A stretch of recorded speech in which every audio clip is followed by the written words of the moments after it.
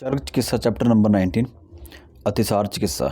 Chapter शुरू करने से पहले एक रिक्वेस्ट है कि प्लीज़ मेरे चैनल को सब्सक्राइब करें और वीडियो को प्लीज़ लाइक करें और बाकी वीडियोस जो हैं उनको भी प्लीज़ देखें और जितना हो सकता है उन्हें शेयर करें। Thank you. तो सबसे पहले है कि प्रश्न पूछा कि हे भगवान, प्रजाओं पर दया करने के लिए अतिसार रोग की सर्वप्रथम किस प्रकार उत्पत्ति हुई तथा उसकी उत्पत्ति का क्या कारण है एवं उसमें लक्षण कौन से होते हैं और उसकी चिकित्सा क्या है। पुनर्वसु आत्रेय के उत्तर। ठीक है, तो राजा प्रिशद्र के यज्ञ में अतिसार की उत्पत्ति हुई। ठीक है, तो अतिसार की उत्पत्ति कहाँ हुई? राजा प्रिशद्र के यज्ञ में। वातज अतिसार का निदान और संप्राप्ति। राजा प्रिशद्र के बाद के समय में जो व्यक्ति वात प्रकृति के थे वे पुरुष अधिक वायु, धूप, व्यायाम का सेवन तथा रुक्ष अल्प प्रमित भोजन करने वाले तथा नित्य तीक्ष्ण मध्य और मैथुन का सेवन करने वाले तथा जो नित्य मलमूत्र एवं अपान वायु के वेग को रोकने वाले व्यक्ति थे, उनके शरीर में वायु कुपित होकर जठराग्नि को नष्ट कर दी। वह वायु कुपित होकर जब जठराग्नि को नष्ट कर दी तब मूत्र स्वेद को पुरीश के आशय में लाकर तथा मूत्र और स्वेद द्वारा पुरीश को पतला बनाकर अतिसार रोग को उत्पन्न कर दी। वातज अतिसार का लक्षण। वातज अतिसार में यदि आम दोष का निस्सरण होता है तो मल, विज्जल, विप्लुत, अवसादी, रुक्ष, द्रव, शूलयुक्त तथा कच्चे मांस के गंध के समान गंध वाला, अधिक शब्द के मांस के गंध के समान गंध, अधिक शब्द के साथ अथवा अल्प शब्द के साथ मूत्र और अपान वायु को रोकते हुए बाहर निकालता है। रुकी हुई वायु उदर में शब्द और शूल को उत्पन्न करती हुई भ्रमण करती है। यह वाजन्य आम अतिसार का लक्षण होता है। वातज पक्वातिसार का लक्षण। मल बंधा हुआ थोड़ी थोड़ी मात्रा में शब्द के साथ शूल, फेन, झाग तथा गुदा में कैंची से कटने की तरह वेदना के साथ निकलता है। मल त्याग करते समय रोमांच तथा श्वास की वृद्धि होती है। मुख सूख जाता है। कटी, उरु, त्रिक प्रदेश, जानु, पीठ और पार्श्वों में शूल होता है। मल त्याग करते समय काच बाहर निकल जाता है। बार बार गांठदार मल निकलता है। कुछ लोग इसे अनुग्रथित कहते हैं क्योंकि वायु द्वारा मल सूखकर गांठ के रूप में होता है। पित्तज अतिसार का निदान व संप्राप्ति। पित्त प्रकृति का पुरुष जब अम्ल, लवण, कटु, क्षार, उष्ण, तीक्ष्ण द्रव्यों को अधिक मात्रा में सेवन करता है पुनः प्रकोपित हो जाता है। इससे पुनः पित्त प्रकोपित हो जाता है। वह प्रकोपित हुआ पित्त द्रव्य और उष्ण होने के कारण पुरीश का आशय अर्थात पक्वाशय को दूषित कर और स्वयं पक्वाशय में आश्रित होकर उष्ण, द्रव और सरगुण के कारण पुरीश का भेदन कर अतिसार उत्पन्न करता है। पित्तज अतिसार लक्षण। हल्दी के रंग के समान पीला, हरा, नीला, कृष्ण, रक्त और पित्त मिश्रित अत्यंत दुर्गंधित होता है। तृष्णा, दाह, पसीना, मूर्छा, उदरशूल, बदन में संताप और पाक से युक्त होता है। कफज अतिसार का निदान और संप्राप्ति। कफ प्रकृति वाले गुरु मधुर, शीत, स्निग्ध आहार द्रव्यों का अधिक सेवन करते हैं। कुपित हुआ वह कफ स्वभाव से गुरु, मधुर, शीत, स्निग्ध होने के कारण अधः प्रदेश में जाकर जठराग्नि की शक्ति को नष्ट कर तथा अपने सौम्य स्वभाव के कारण पुरीशाशय यानी कि मलाशय में आकर तथा मल को गीला कर अतिसार रोग को उत्पन्न करता है। कफज अतिसार का लक्षण। स्निग्ध, श्वेत, पिच्छिल, तंतुदार, आम, गुरु, दुर्गंध तथा कफ से युक्त, शूल से युक्त, थोड़ी थोड़ी मात्रा में बार बार मल का निस्सरण करता है। प्रवाहिका अर्थात मल त्याग करते समय बार बार प्रवाहन करना पड़ता है। उदर, गुदा, बस्ती और वंक्षण प्रदेश गुरु होता है। मल त्याग पश्चात भी मल न त्यागने की आशंका रहती है। उस रोगी को रोमांच, उत्क्लेश, निद्रा, आलस्य, शरीर में अवसाद और अन्न से द्वेष होता है। सन्निपातज अतिसार का कारण और संप्राप्ति।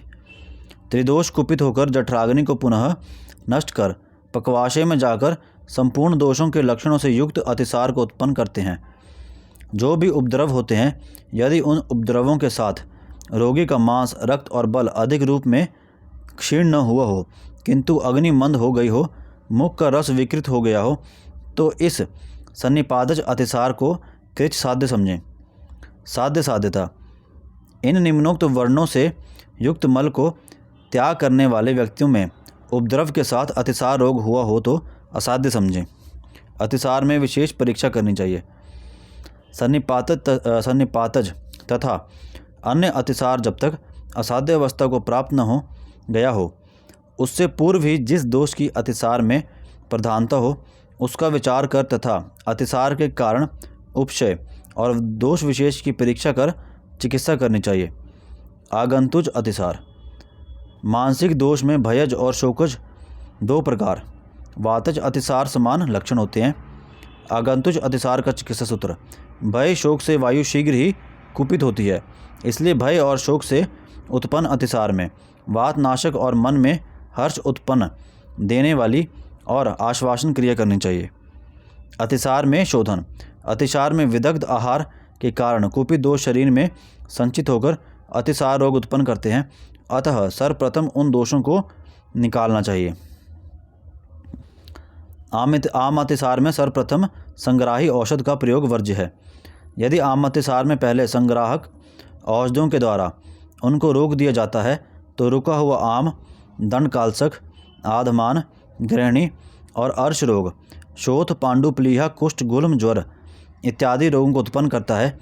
इसलिए चिकित्सक को चाहिए कि उत्कृष्ट होकर स्वयं निकलने वाले मल दोष की उपेक्षा कर दें, अथवा यदि दोष कठिनतापूर्वक बाहर निकल रहे हों तो उन दोषों को बाहर निकालने के लिए हरड़ का प्रयोग करें।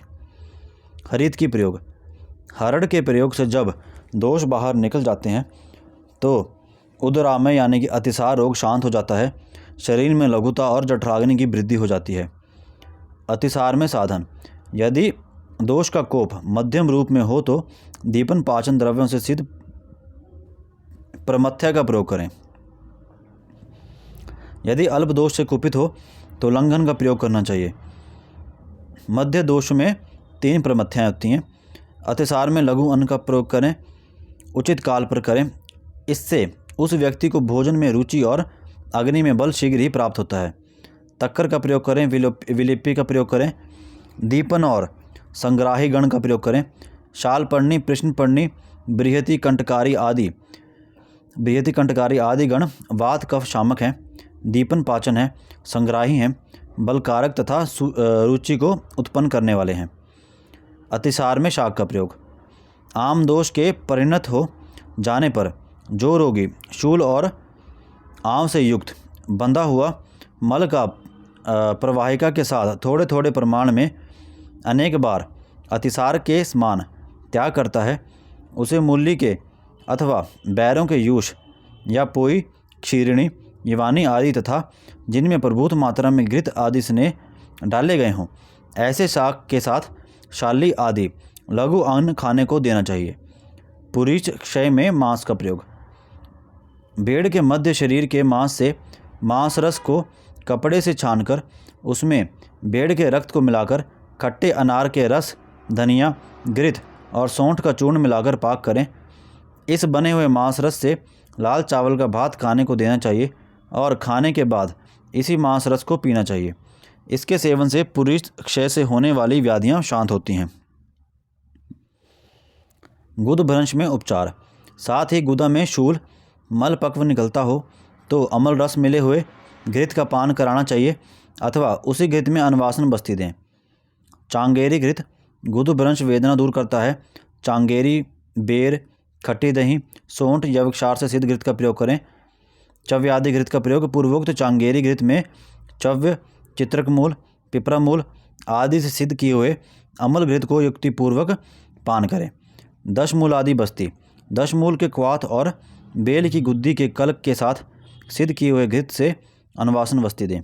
गुद भ्रंश को यथास्थान स्थापित करना: पहले स्नेहन स्वेदन का प्रयोग करना चाहिए। जब पूर्ण रूप से स्वेदन हो गया हो और गुदा मृदु हो गई है तो पिचू से दबाकर गुदा को भीतर कर देना चाहिए। विबंध में उपचार: यदि अपान वायु और मल विबंध हो अर्थात रुक रुक कर निकलता हो तथा शूल और प्रवाहिका से अधिक रूप में पीड़ित हो, रक्त और झाग अधिक निकलता हो तथा रोगी प्यास से पीड़ित हो तो उसे भरपेट दूध पीना चाहिए अथवा घृत और तेल समान मात्रा में पीने के बाद धारोष्ण दुग्ध को भरपेट पीना चाहिए। इस प्रकार दूध के प्रयोग से रक्त का आना, झाग का आना, शूल, प्रवाहिका और विबंध की शांति हो जाती है। पित्तज अतिसार चिकित्सा। यदि अतिसार रोग से पीड़ित व्यक्तियों में पित्तज अतिसार के निदान, उपशय और लक्षण मिलते हों तो उसमें आमदोष का संबंध हो तो रोगी को उसके बलानुसार लंघन और पाचन द्रव्यों का प्रयोग करना चाहिए। अतिविषादी योग बेलज अतिसार में आजा दूध का प्रयोग। पित्तज अतिसार से पीड़ित व्यक्ति यदि बकरी के दूध का निरंतर सेवन करता है तो उसकी जठराग्नि प्रदीप्त हो जाती है, जिससे अतिसार शीघ्र ही शांत हो जाता है। बलवर्ण की भी वृद्धि होती है। गोदूध का प्रयोग। यदि पित्तज अतिसार में जठराग्नि प्रदीप्त हो गई हो, रोगी बलवान हो, उसके शरीर में दोष अधिक हों अर्थात उपयुक्त चिकित्सा करने पर भी पित्तज अतिसार शांत न होता हो तो गोदूध पिलाकर विरेचन कराएं। अनुवासन वस्ती प्रयोग। सामान्यतः नियम यह है कि विरेचन या वमन के हो जाने पर पेय विलेपी आदि संसर्जन क्रम का प्रयोग कराया जाता है। यदि विरेचन द्वारा दोषों के निकल जाने पर संसर्जन क्रम का प्रयोग कराया गया हो और फिर भी शूल लगातार होता हो तो शीघ्र ही दोषानुसार अनुवासन बस्ती दें। शतपुष्पादि अनुवासन वस्ती। सौंफ, शतावर का कल्क, दुग्ध, मुलेठी और बेल के कल्क से चतुर्थांश तिल का तेल और घृत का विधि पूर्वक पाक कर अनुवासन बस्ती देनी चाहिए। पिच्छा बस्ती का प्रयोग। यदि पित्तज अतिसार में अनुवासन बस्ती देने के बाद संसर्जन क्रम अर्थात पेय विलेपी, अकृत कृत्युष, मांसरस आदि के सेवन कराने के बाद भी पित्तज अतिसार का वर्णन यानी कि रिलैप्स होता हो तो इसके पश्चात अर्थात अनुवासन बस्ती और संसर्जन क्रम के बाद पिच्छा बस्ती का प्रयोग करें। अब आती पिच्छा बस्ती। तो पिच्छा बस्ती, इससे बड़ा हुआ पित्तज अतिसार, ज्वर, शोथ, गुल्म, जीर्ण अतिसार, जीर्ण ग्रहणी रोग शीघ्र ही नष्ट हो जाते हैं तथा विरेचन एवं आस्थापन वस्ती के अतियोग होने पर जो उपद्रव होते हैं वह उपद्रव भी इसके प्रयोग से शीघ्र ही शांत हो जाते हैं। रक्त अतिसार का कारण। यदि पित्त अतिसार पीड़ित चिकित्सा तथा अन्नपान का सेवन न करते हुए पित्तवर्धक अन्नपान का सेवन करता है तो उसके शरीर में अधिक रूप में बड़ा हुआ पित्त रक्त को दूषित करते हुए रक्त अतिसार रोग उत्पन्न करता है, भयंकर रूप में गुदा का पाक उत्पन्न कर देता है। रक्त अतिसार में चिकित्सा। रक्त अतिसार की चिकित्सा क्या होती है कि पीने के लिए मधु और शक्कर मिलाकर बकरी का शीतल दूध दें और भोजन में व्यंजन के रूप में मधु और चीनी और शीतल बकरी का दूध प्रयोग करना चाहिए। गुदा को धोने के लिए भी बकरी के दूध में मधु चीनी मिलाकर प्रयोग करें। रक्त अतिसार में मांसरस। शीतवीर्य पशु पक्षियों के मांसरस में घृत और चीनी मिलाकर प्रयोग करें। नीलोत्पलादि योग का प्रयोग करें। रक्त अतिसार में शतावरी का प्रयोग। रक्त अतिसारी शतावरी के कल्प को दूध से पीकर आहार में केवल दूध का ही सेवन करते हुए रक्त अतिसार रोग शीघ्र ही शांत होता है। इंद्रयव का प्रयोग रक्त अतिसार में करें। दार व्याधि घृत का त्रिदोषजन्य भयंकर अतिसार रोग शीघ्र ही शांत हो जाता है। कृष्ण मृत्यु का योग। काली मिट्टी, मुलेठी, शंख, रुधिर इनको समान मात्रा में लेकर चावल का पानी और मधु से पीने से रक्त का संग्रहण होता है। प्रियंगु का प्रयोग रक्तस्राव रोकता है। काले तिल का प्रयोग जो रक्तस्राव में करें। इंद्रयव का पित्तज उदरोग यानी कि अतिसार में करें। चंदन का प्रयोग रक्तस्राव में। गुदा प्रक्षालन योग। बार बार मल त्याग करने के कारण जिस व्यक्ति की गुदा पित्त की अधिकता से पक गई हो तब परवल की पत्ती और मुलेठी के शीतल क्वाथ से गुदा का प्रक्षालन करें। दांत के आदि प्रतिसारण। धाय का फूल और लोद्र चूर्ण को समान मात्रा में लेकर गुदा के ऊपर प्रतिसारण करना चाहिए। इस प्रतिसारण से रक्तस्राव नहीं होता तथा इस चूर्ण से गुदा का प्रतिसारण करने से गुदपाक शांत हो जाता है और वेदनाएं शांत होती हैं। अधिक रक्तस्राव में कर्तव्य। तो पहले जिन शीतल, क्वाथ आदि का परिसेचन बताया गया है, उनके द्वारा पहले गुद प्रदेश, वंक्षण, कटी, उरु प्रदेश पर घृत का लेप कर परिसेचन करना चाहिए। चंदनादि तेल जो ज्वर प्रकरण में कहा जा चुका है, उससे या शतदौत घृत को कार्पास यानी कि रुई से लेकर गुदा और वंक्षण प्रदेश पर सेचन करें। पिच्छा बस्ती का प्रयोग। जब रक्त अतिसार से पीड़ित मनुष्य रक्त मिश्रित चूल के साथ थोड़े थोड़े मल को बार बार त्यागता है और कोष्ठ में रुकी हुई वायु कठिनता से उदर में भ्रमण करती है अथवा वायु एक स्थान पर रुक जाती है, तब पिच्छावस्ती का प्रयोग करें। पिच्छावस्ती के बाद पंडरीय काठ के कल का क्वाथ विधिपूर्वक पकाए हुए घृत से अनुवासन वस्ती देनी चाहिए। स्थानीय स्नेह प्रयोग। गुदा दुर्बल होने से घृत अथवा तेल का प्रयोग प्रतिदिन गुदा में करना चाहिए। बस्ती चिकित्सा। अतिसार में मल के अधिक निकलने पर वायु अपने स्थान में अधिक प्रबल होती है और साथ ही पित्त भी कुपित होता है। उस पित्त के साथ बलवान वायु को जीतने के लिए बस्ती उत्तम औषधि है। शतावर घृत। मल में रक्त या मल से पहले या बाद में रक्त निकले तब शतावर घृत चटाएं। नवनीत मक्खन का प्रयोग रक्त अतिसार में करें। गुद पाक हानिकारक। रक्त अतिसार से पीड़ित जो रोगी दुर्बल होते हुए अज्ञानतावश फिर भी पित्तवर्धक पित्तकारक आहार का अधिक सेवन करता है तो उसकी गुद बलियाँ भयंकर रूप से पक जाती हैं। गुद बलियों के पकने से रोगी शीघ्र ही पक जाता है। कफज अतिसार की चिकित्सा। पहले लंघन और पाचन औषधियों का प्रयोग लाभकर होता है। पश्चात आमातिसार नाशक दीपन गण का प्रयोग करें। लंघन पाचन पश्चात कफ नाशक औषधि द्रव्यों से उसकी चिकित्सा करनी चाहिए। अजात्य आदि का चूर्ण का प्रयोग करें। रसांजनी चूर्ण का प्रयोग करें। कफजन्य अतिसार में विविध योग का प्रयोग करें। कपित्यादि चूर्ण का प्रयोग करें। पिप्पल्यादि चूर्ण का प्रयोग करें। बाल बिल्व का प्रयोग। कफज अतिसार में वायु का मार्ग रुक जाने पर शूल और प्रवाहिका रोग हो जाए तो कच्चे बेल की गुद्दी, गुड़, तिल का तेल, पीपर और सौंठ इनका समान भाग का कपड़ छान चूर्ण बनाकर खाने के लिए दें। वातनाशक औषधियों द्वारा सिद्ध किया हुआ मूल्य का यूज भी खाएं। घृतपान। 10 वर्ष पुराने घृत को रोगी के बल के अनुसार मात्रा में लेकर यवागु के मंड में मिश्रित कर कफज अतिसार से पीड़ित रोगियों को पिलाना चाहिए। पिच्छावस्ती का प्रयोग।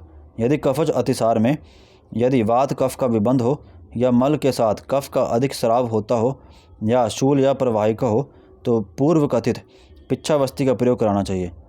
अनुवासन। जब पिच्छावस्ती सुखपूर्वक अर्थात बिना किसी उपद्रव के बाहर निकल जाए तो रोगी को स्नान कराकर सायंकाल में पथ्य आहार दें। पश्चात दूसरे दिन वैद्य गरम विल्व तैल से अनुवासन वस्ती का प्रयोग कराएं। वृद्ध वायु की चिकित्सा अनिवार्य। कफज अतिसार में कफ को दूर करने वाली लंघन आदि चिकित्सा से जब कफ का क्षय हो जाता है तो वायु अपने स्थान यानी कि पक्वाशय में निश्चित रूप से बढ़ जाती है। बढ़ी हुई वायु रोगी को मार डालती है, इसलिए बढ़ी हुई वायु को शीघ्र ही जीतना चाहिए। सन्निपातजन्य अतिसार का चिकित्सा सूत्र। सर्वप्रथम वायु की चिकित्सा, उसके बाद पित्त की चिकित्सा और अंत में कफ की चिकित्सा करनी चाहिए, अथवा जो दोष अधिक बलवान है उसकी चिकित्सा पहले करनी चाहिए। और लास्ट में आता है अध्याय का उपसंहार। अतिसार की पूर्वकालिक उत्पत्ति का कारण, लक्षण, साध्यता, अवस्था के अनुसार सिद्ध यानी कि अवश्य लाभप्रद चिकित्साओं का निर्देश किया गया है। तो इसी के साथ तर्क चिकित्सा का अतिसार चैप्टर ख़त्म हुआ। प्लीज़ इस वीडियो को लाइक करें, चैनल को सब्सक्राइब करें और इस वीडियो को 1.25 लेक्चर को एक बार देखने के बाद 1.25 या 1.5 स्पीड पे, जिस पे भी आप कंफर्टेबल हो उस पे चला करके देखें बार बार, या इसको ऑडियो सुने। ठीक है, ये बहुत ही ज़्यादा बेनिफिशियल होने वाली है, चाहे एमडी का पेपर है चाहे एएमओ का पेपर है। Thank you.